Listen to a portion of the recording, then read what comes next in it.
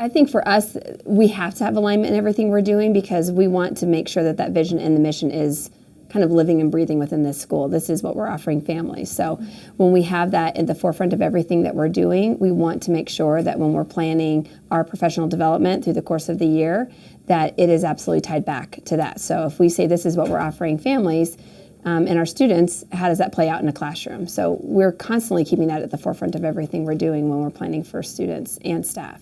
What we are is we are a school that's about personalized learning, which means students take more ownership for it.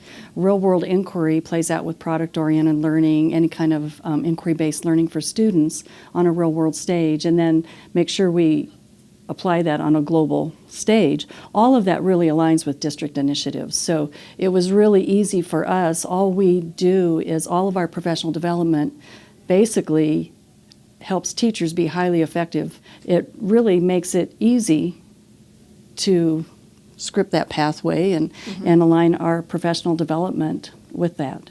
We know our plan throughout the whole year. We know what we say we're about as well, and so we kind of funnel it through that lens.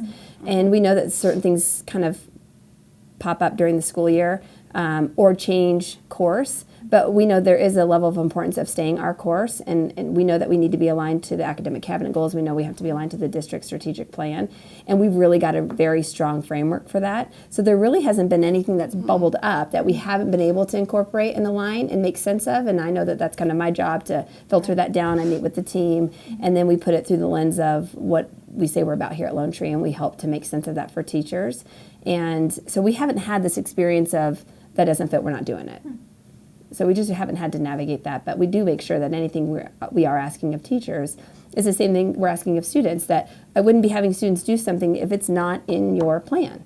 If you don't have a tool for measuring it, if it's not tied to whatever your end in mind is, then that's probably something that we can put to the wayside. Otherwise, you can find a place for it to fit. I think because we started our thinking like 3 years ago, and like I said, aligning all we do with the district initiatives and all the goals and the site standards, that we just started out from ground up. If we want to be aligned with all of this, here's what we're going to do, and this approach really fits with that.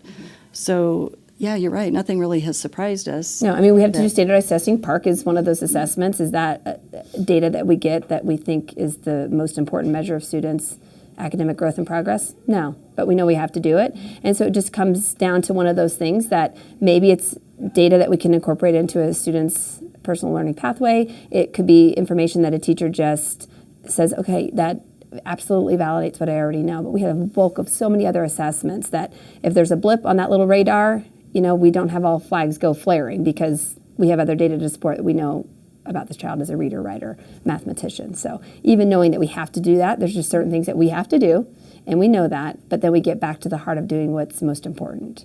Yeah, I think that comes kind of with that misnomer that they are kind of doing, we call it like free love and granola, like they just do whatever they want, whenever they want, however they want. There is so much framework that's tied to that because you truly have a teacher who knows what students need to be mastering.